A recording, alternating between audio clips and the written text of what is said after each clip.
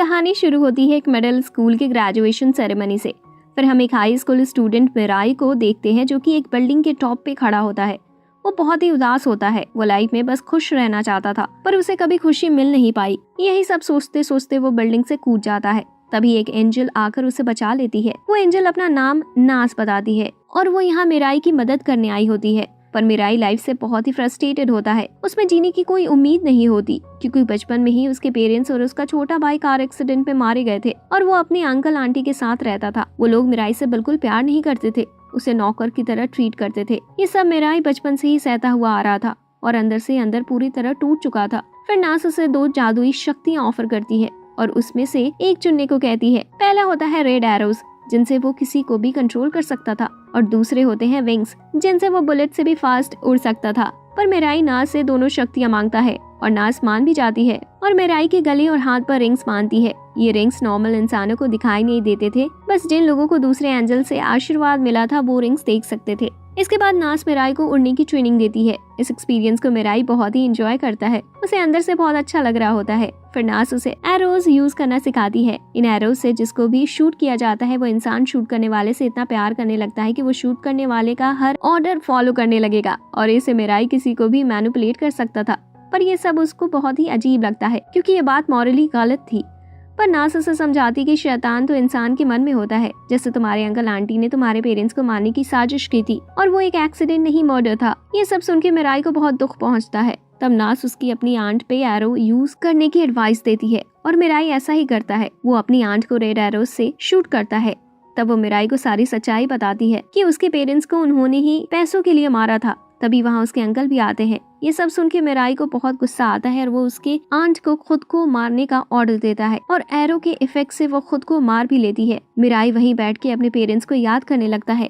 फिर हमें 3 दिनों के बाद का सीन दिखाया जाता है। मिराई ने खुद को एक होटल में बंद कर लिया होता है। उस दिन के बाद उसने अपनी शक्तियाँ किसी पर यूज भी नहीं की होती। नास उसे बोलती है कि वो अपनी शक्तियाँ पैसे पाने के लिए भी यूज कर सकता है। फिर मिराई को ये ठीक नहीं लग रहा होता क्योंकि उसे सिंपल लाइफ चाहिए होती है, उसे किसी और को तकलीफ देना पसंद नहीं होता। तब नास उसे एक स्पेशल चीज दिखाती है, व्हाइट एरो।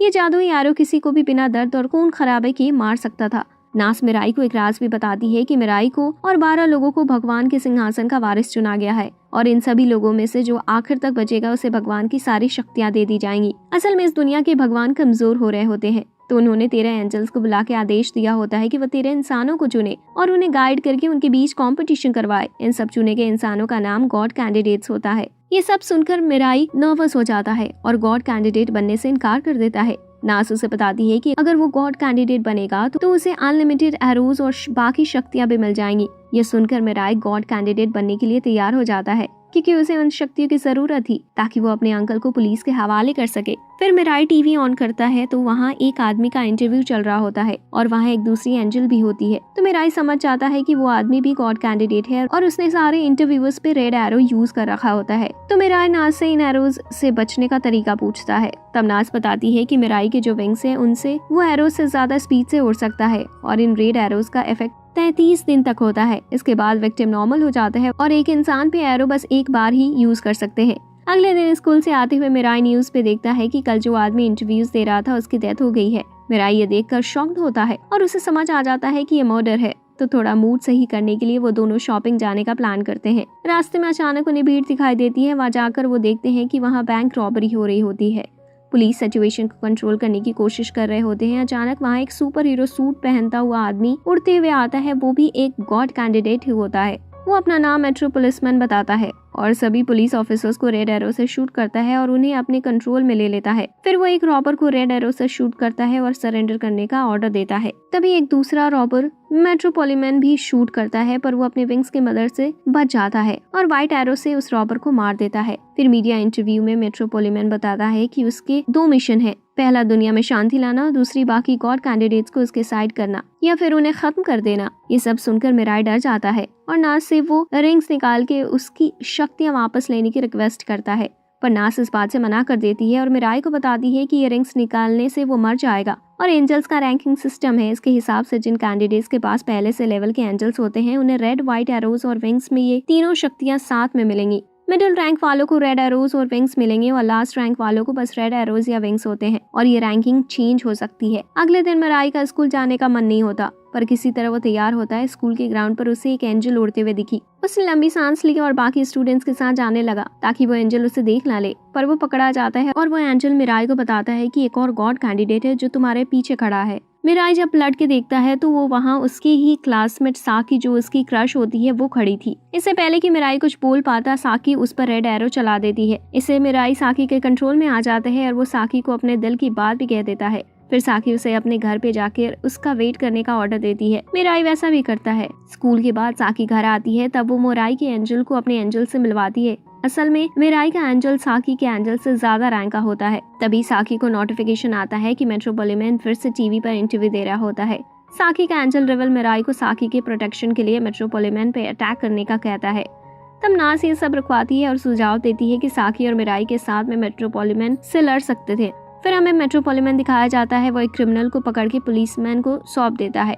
वो घर जाकर बहुत गुस्सा होता है कि कोई भी गॉड कैंडिडेट अब तक उसे चुनौती देने नहीं आया। उसकी एंजल उसे बताती है कि बाकी कैंडिडेट्स उसे डरते हैं और वो बाकी कैंडिडेट्स को ढूंढने का प्लान बनाने लगते हैं।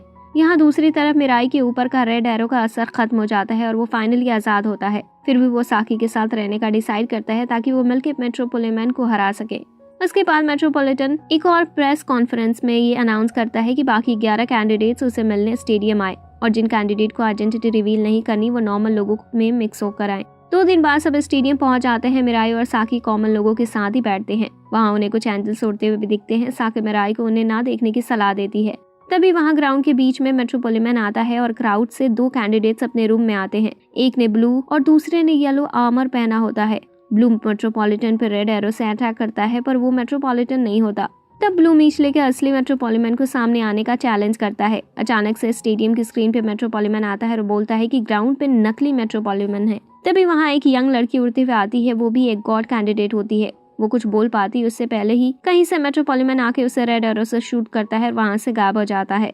फिर हमें मेट्रोपोलिटन फिर से स्क्रीन पे दिखता है और उसके साथ वो लड़की भी रहती है। वो बहुत गुस्सा होता है और सबको वहाँ से निकल जाने की धमकी देता है, पर ब्लू और येलो इतनी आसानी से नहीं जाना चाहते थे, तो वो ऑडियंस में अनाउंस करते हैं कि कोई और गॉड कैंडिडेट भी उन्हें ज्वाइन कर सकते हैं। फिर वहाँ 2 और कैंडिडेट पिंक और ग्रीन उन्हें ज्वाइन करते हैं, तो ब्लू उन दोनों को रेड एरो से शूट कर देता है ताकि वो लोग इन्हें धोखा ना दे सके। वो चारों blue, yellow, green, pink ground में से उसी नकली मेट्रोपोलिटन के पास आते हैं, पर अचानक से वो नकली मेट्रोपोलिटन एरोज से शूट करने लगता है। फिर व्हाइट एरो ब्लू को जाके लगता है और वो मर जाता है। येलो को रेड एरो लगता है और वो मेट्रोपोलिटन के कंट्रोल में आ जाता है। असल में जब ब्लू और येलो ग्रीन से बातें कर रहे होते हैं, तभी मौका देकर असली मेट्रोपोलिटन ग्राउंड पे आ जाता है और किसी को पता नहीं लगता। मिराई और साकी ये सब देख रहे होते हैं कि उन्हें समझ नहीं आ रहा होता कि क्या करना चाहिए। ग्रीन और पिंक भी मेट्रोपोलिटन के कंट्रोल में आ जाते हैं। फिर मेट्रोपोलिटन येलो को ऑर्डर करता है कि वो अपने हाथ को उस यंग कैंडिडेट के साथ बांध ले और कोने में खड़े हो जाए। येलो ऐसा ही करता है। इसके बाद मेट्रोपोलिटन व्हाइट एरो से येलो को मार देता है और अपना दूसरा एरो उस यंग कैंडिडेट की तरफ करता है। उस कैंडिडेट की एंजल उसे बचाने की बहुत कोशिश करती है, पर आखिर मेट्रोपोलिटन उसे मार ही देता है।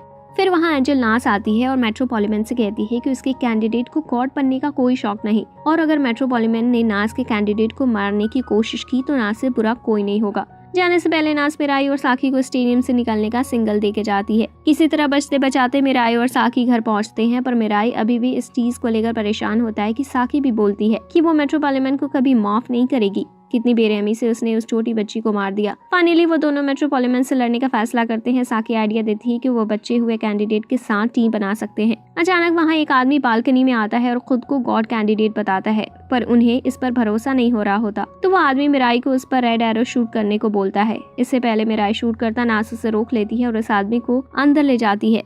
वो आदमी बताता है कि कुछ दिनों पहले वो एक बीमारी से मरने वाला था, तभी एक एंजल आई और उसे गॉड कैंडिडेट बना दिया। उसका नाम मुकाटो होता है।